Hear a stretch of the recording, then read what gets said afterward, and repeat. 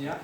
Y hay algo que no lo han mencionado y que no lo van a encontrar en las guías, porque es información que no se maneja ya actualmente, pero para exámenes sí nos los pueden preguntar. Y para nuestra práctica clínica nos ayuda un poco. ¿En qué pacientes ustedes van a sospechar EPOC? ¿Ya? En un paciente inicialmente que tenga disnea, ¿ya? Entonces yo tengo un paciente que tiene disnea, tengo un paciente que tiene tos, tengo un paciente que tiene sibilancias, ¿sí? Esta disnea tiene ciertos requisitos, ¿sí? Es una disnea que es progresiva, o sea que con el tiempo cada vez se va a poner peor. Es una disnea que tiene exacerbaciones, por momentos el paciente se pone más disneico, por momentos el paciente mejora, ¿sí? Tenemos una tos, que es una tos productiva, pero no exclusivamente productiva. Algunas veces puede ser una tos seca, muy rara vez, pero está reportado, pero habitualmente es una tos productiva, ¿sí? Es un moco espeso, pero transparente, ¿sí? La productividad de la tos va a variar dependiendo del estado en el que esté el paciente. Habitualmente no es muy productiva, ¿no? Entonces ese paciente es el típico paciente que va cada cierto tiempo, una vez al año o 2 veces al año, al médico porque le aparece tos, ¿no? Y es una tos que la tiene permanentemente, ya viene años de años. Eso lo van a encontrar muchas veces en su serum, ¿sí? Viejitos que vienen y les van a decir, pues vengo porque quiero ver si usted por fin me logra curar de mi tos, ¿no? Porque todos los médicos me dan un medicamento, me mejoro un ratito, pero luego pasan unos meses y otra vez me aparece la tos, ¿no? Ese es el paciente que está permanente y persistentemente con tos, ¿ya? Ahora, todos estos síntomas que les he mencionado son muy similares son exactamente iguales a las. No hay ninguna diferencia. Quizás una diferencia que podamos tener es que el asma es predominantemente en niños, adolescentes y adultos jóvenes, y esta enfermedad es predominantemente en personas mayores, ¿sí? Pero no ocurre siempre así. De hecho, hay asma de debut en adultos, como que, por ejemplo, cuando hay déficit de alfa-1 antitripsina, el EPOC se puede manifestar en personas jóvenes, ¿no? Porque es una mutación del gen de la serpina, no producen alfa-1 antitripsina, y esto les va a provocar que tengan EPOC a los 20 años, por ejemplo, ¿no? Entonces, es por eso que se recomienda que a pacientes jóvenes con EPOC yo les haga un tamizaje para el déficit de alfa-1 antitripsina. ¿Y qué más tiene que tener el paciente con EPOC? O sea, un EPOC no sale de la nada. Tiene que haber algo que le haya provocado este EPOC, ¿sí? O sea, un factor de riesgo. ¿Y cuál es el factor de riesgo más potente para el desarrollo de EPOC? El humo de cigarro, ¿sí? No específicamente el fumar, el humo del cigarro. Ese es el más importante, por mucho. Segundo en importancia, y que es muy importante sobre todo en nuestro país, es el humo de la cocina, ¿sí? El humo de la cocina. Entonces, sobre todo cuando cocinan con leña, y dentro de todo lo que se dice biomasa, probablemente alguna vez han escuchado el término biomasa. ¿Por qué surgió ese término? Porque básicamente se refiere a la leña de origen animal, ¿no? En el Perú se usa mucho como leña las heces de la vaca. A eso la gente que vive en las chacras le llama bosta. Entonces agarran las heces de la vaca, que es como una torta, las hacen secar y luego las ponen al fuego para hacer que el fuego se mantenga por mucho más tiempo que una leña de madera, por ejemplo. Ese humo que provoca esa bosta es extremadamente nocivo para los pulmones, ¿sí? Entonces, ¿qué pasa también? ¿No? Es un tema coyuntural. Muchas veces la gente que vive en la parte alta y que no tiene muchos de ingresos económicos bajos, la cocina, que nosotros conocemos como cocina, es de multiuso, ¿no? En el mismo lugar donde cocinan, duermen, ¿no? Y comen y hacen todo, es un mismo ambiente. ¿Por qué hacen esto? Por varias razones, ¿no? La principal de ellas es que no tienen dinero suficiente como para construir, como ustedes, una casa con todas las comodidades, ¿no? Y segundo, que la mayoría vive en zonas frías, y el tener esto hace mantener el calor dentro del ambiente donde están durmiendo, ¿sí? Luego también tenemos las exposiciones ocupacionales, personas que trabajan con mucho polvo, con tóxicos, etc. Y también tenemos, por ejemplo, factores propios de las personas. Se ha visto que más EPOC pueden tener las personas con prematuridad, ¿sí? Así como también las personas que han nacido con bajo peso al nacer, ¿no? Entonces, por ahí si ven un chiquitín flaquito, pues ese tiene más probabilidad de tener EPOC que una persona que ha nacido con un peso normal, ¿ya? Entonces, vamos a sumar una serie de sintomatología a un factor externo que me va a desencadenar el cuadro, ¿sí? Y finalmente, la clínica, todo lo que se estoy diciendo, lo único que hace es, a mí me hace sospechar y me hace pensar en algo, y ese algo que es la espirometría. Me dice, ya, está bien, tiene tos recurrente, tiene disnea, tiene sibilantes y tiene un factor de riesgo, fuma mucho. Entonces, ¿qué tengo que hacerle a este paciente? Una espirometría. ¿Por qué? Porque finalmente lo único que me va a lograr diferenciar un EPOC de un asma es una espirometría. Porque ¿qué ocurre? Un paciente que tiene asma, que el asma normalmente debuta, por ejemplo, en los 10 años, 9 años, 8 años, los pacientes asmáticos tienden a remitir cuando llegan a la edad adulta o inclusive terminando la adolescencia, dejan de ser asmáticos. Probablemente a alguno de ustedes les ha pasado.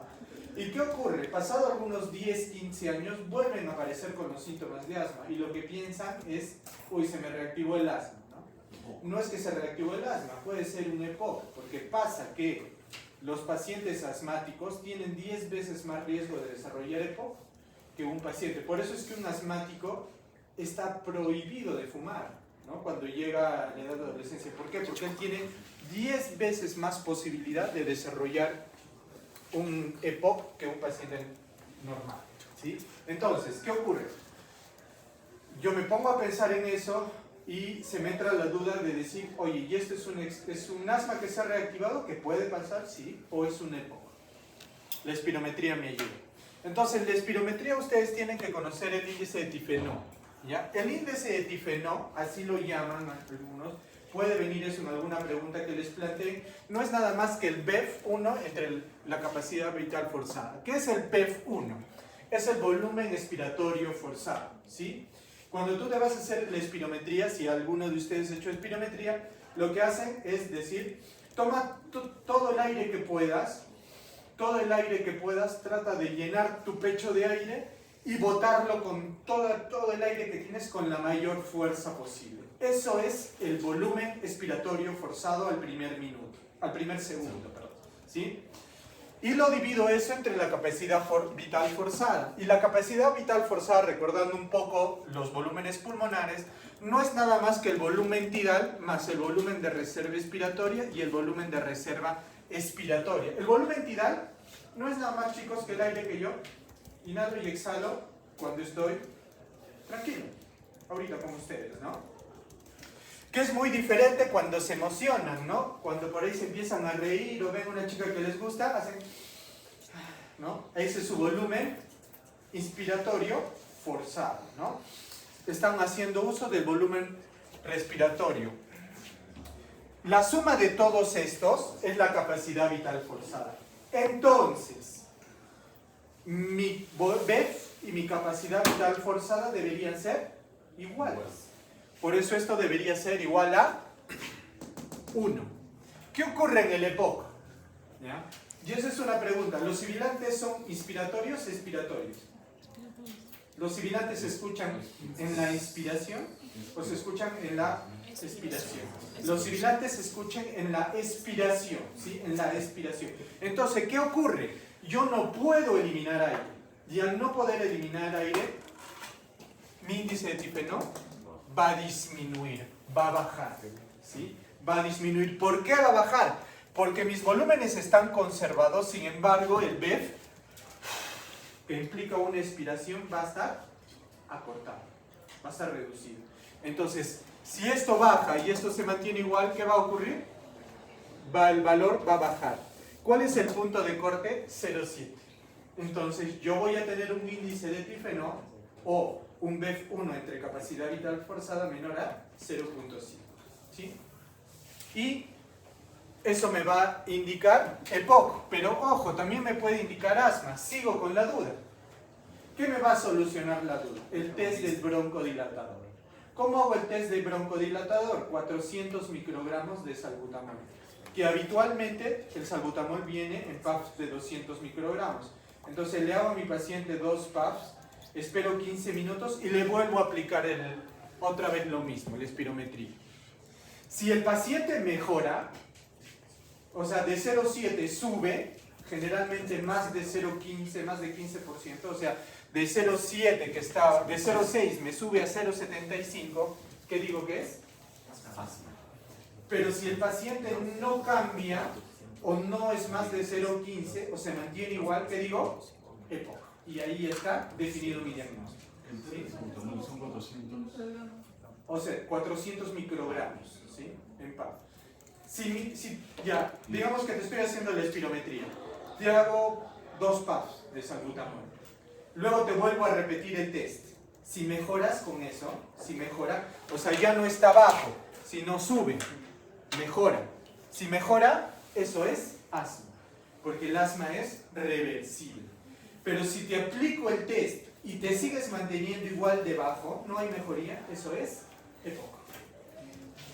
Entonces, si me ponen un cuadro clínico, paciente con sibilantes, disnea, tos y un test de reversibilidad positivo, ¿qué es? Asma. Si me dicen paciente con disnea, tos, sibilantes y test de reversibilidad negativo, ¿qué me están diciendo? EPOC. Muy bien. Sencillo, ¿no es cierto? Súper fácil. Es lo único que tienen que saber de diagnóstico. ¿Ya? Luego viene el tema de clasificar. ¿Ya?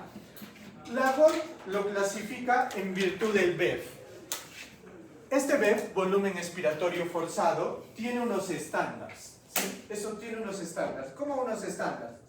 Es como que si a ti te dijeran, a ver, una persona de 20 años y 80 kilos debería levantar 80 kilos de peso. Eso es su estándar.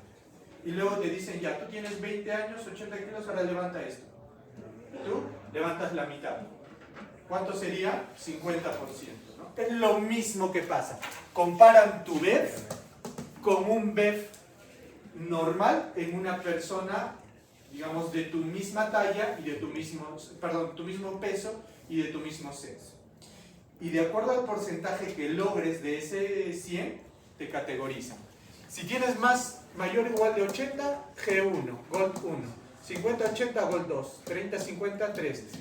¿Esto cómo me clasifica? Leve, moderado, severo y muy severo. O sea, si yo no logro un BEF, logro un BEF del 20%, estoy hasta las patas. Es muy severo. No estoy respirando, no estoy exhalando aire. Todo el aire que respiro se me queda adentro. ¿Sí? Entonces estoy re mal. ¿Ya? Ahora, luego de esto, que clasifico mi severidad, tengo que ver si estoy en clase A, clase B o clase E, porque de ahí ya viene el tratamiento. ¿Sí? De ahí viene el tratamiento.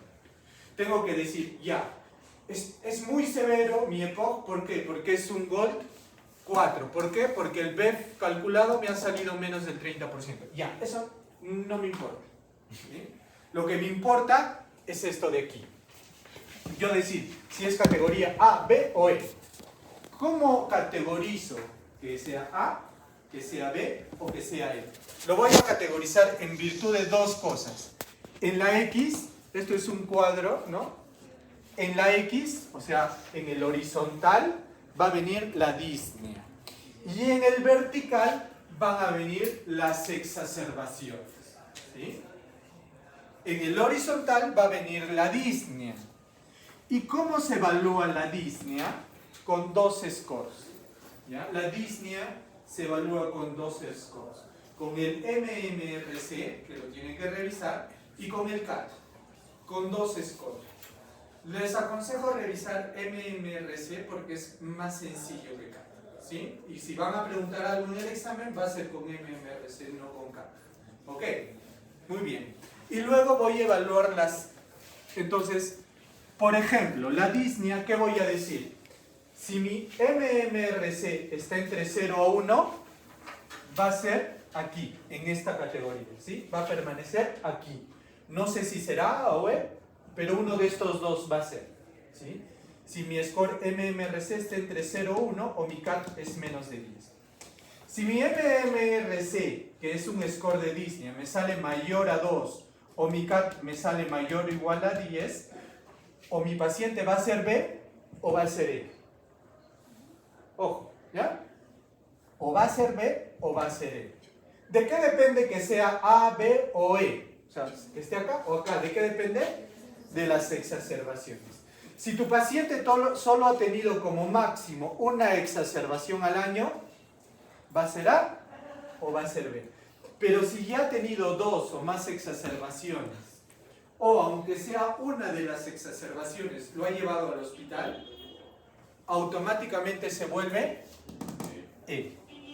Entonces, si en un caso clínico de examen a ustedes les ponen que su paciente con EPOC tuvo una exacerbación en el hospital, de frente sé, ¿no? No van a estar levantando su manito y diciendo, pero doctor, no dice CAT, ¿no? ¿Para qué quieres que diga CAT? ¿O para qué diga MMRC? No te importa la disnea.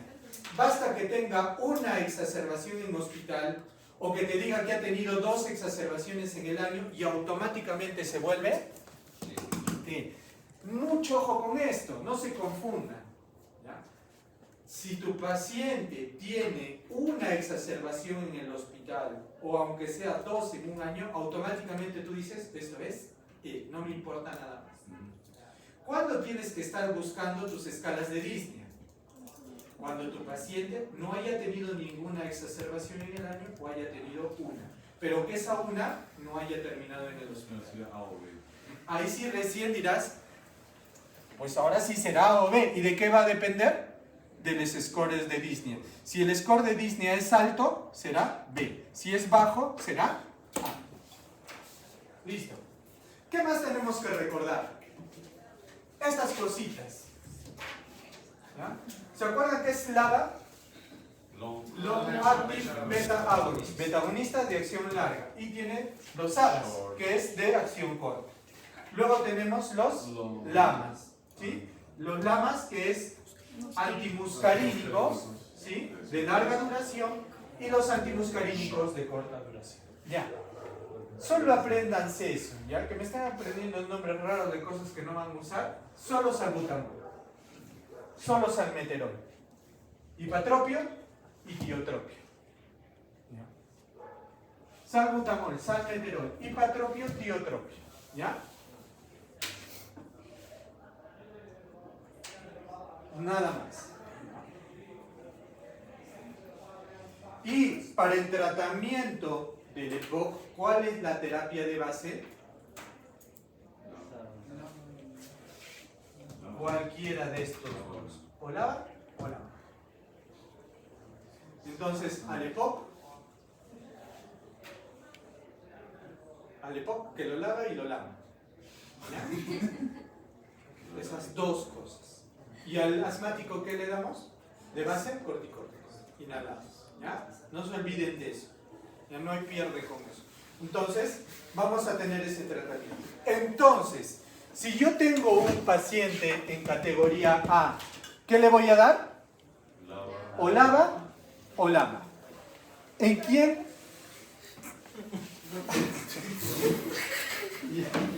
Le voy a dar o LABA o LAMA. ¿Ya?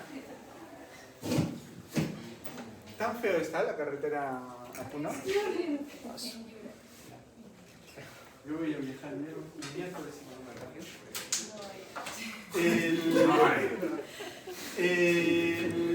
¿Qué me quedé? Ya, muy bien. Si estoy en A, le voy a dar un LABA o un LAMA. Ahora escuchen esto porque no me va a dar tiempo para explicarlo. Si el paciente es predominantemente enfisematoso, el tratamiento es LABA. Si el paciente es predominantemente bronquítico crónico, el tratamiento es LAMA.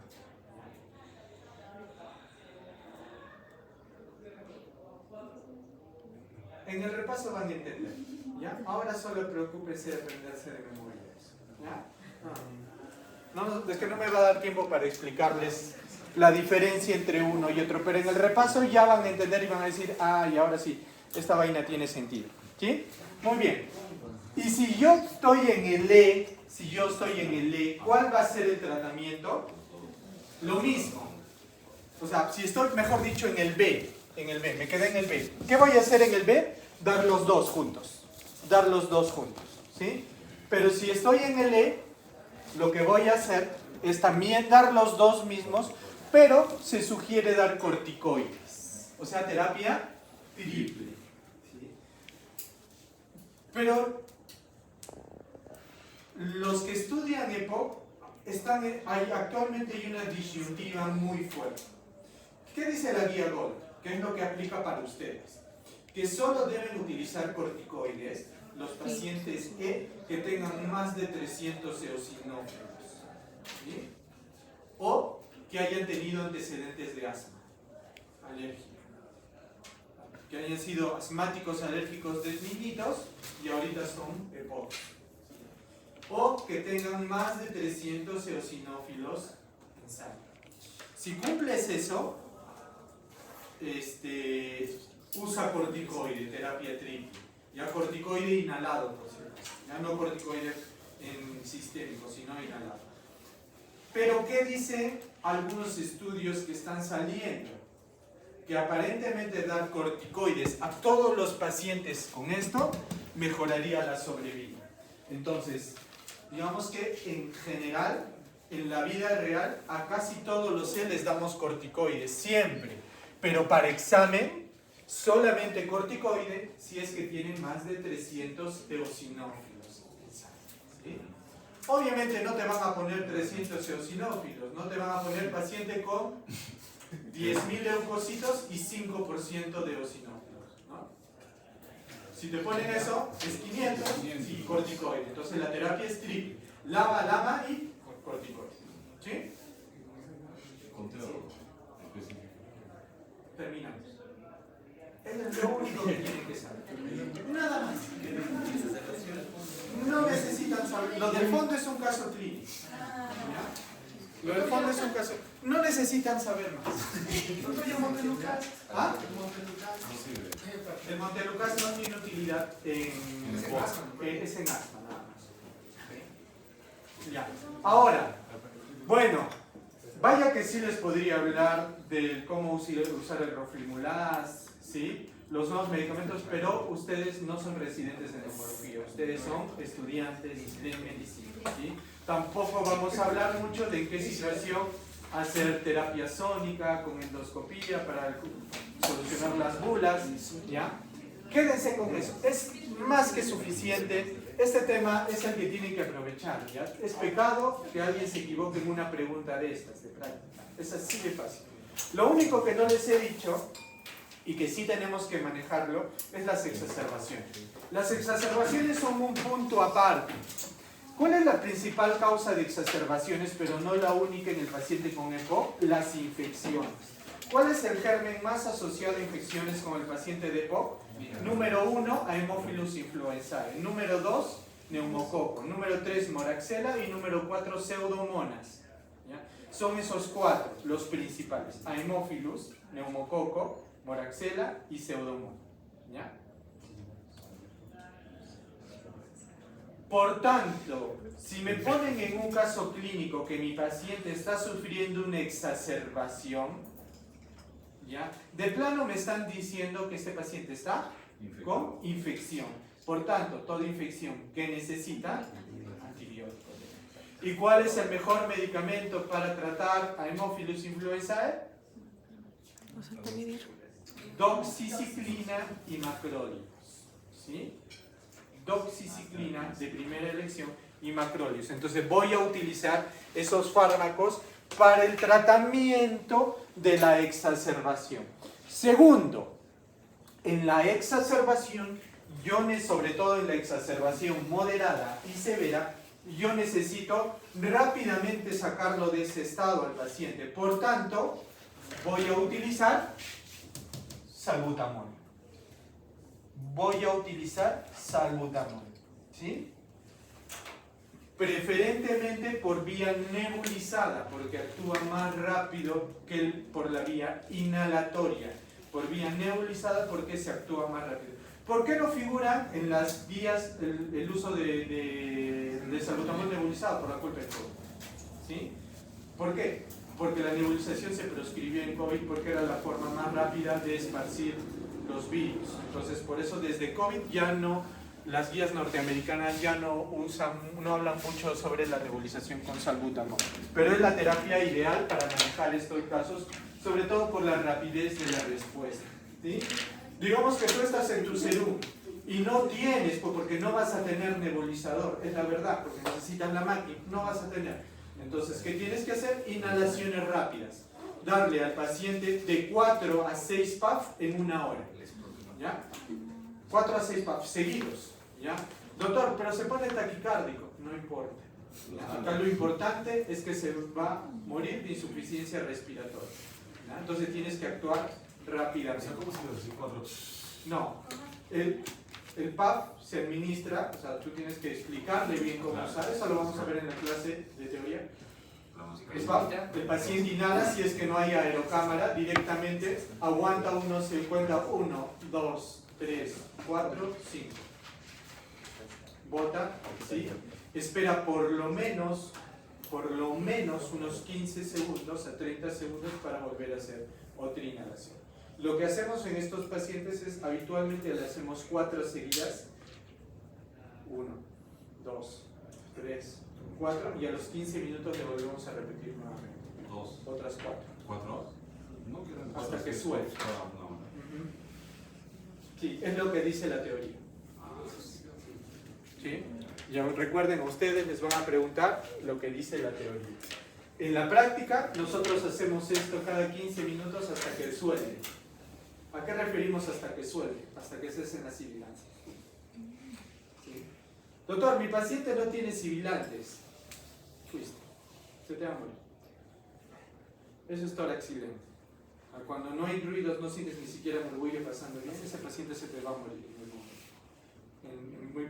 Eso se llama tórax silente, es un signo ominoso de falla respiratoria secundaria, tanto como para EPOC como para asma. Entonces, normalmente nosotros los guiamos de los sibilantes y damos los puffs hasta que ya no escuches o disminuyan mucho los sibilantes o la saturación de oxígeno del paciente mejore, ¿no? Te llega como 84 y ya está como 89, va bien.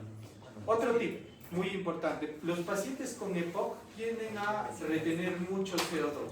Sus niveles de CO2 son altos y sus niveles de saturación son bajos habitualmente, y eso es su estado fisiológico muchas veces.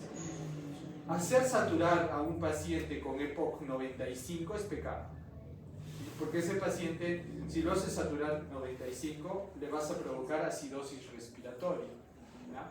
Entonces se recomienda que manejemos saturaciones entre 88 y 92. Ojo al nivel del MARA, que para cada equipa, que estamos a los 2300, que maneja una saturación entre 85 y 90, está bien ese paciente.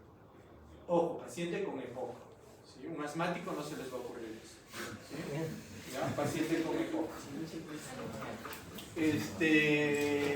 ¿Qué más? Ya. Quédense simplemente con eso. Ya no le den más vueltas, vean que es súper fácil de repasar. Vean el A, B y esas cosas. ¿Ya? Esto es súper fácil.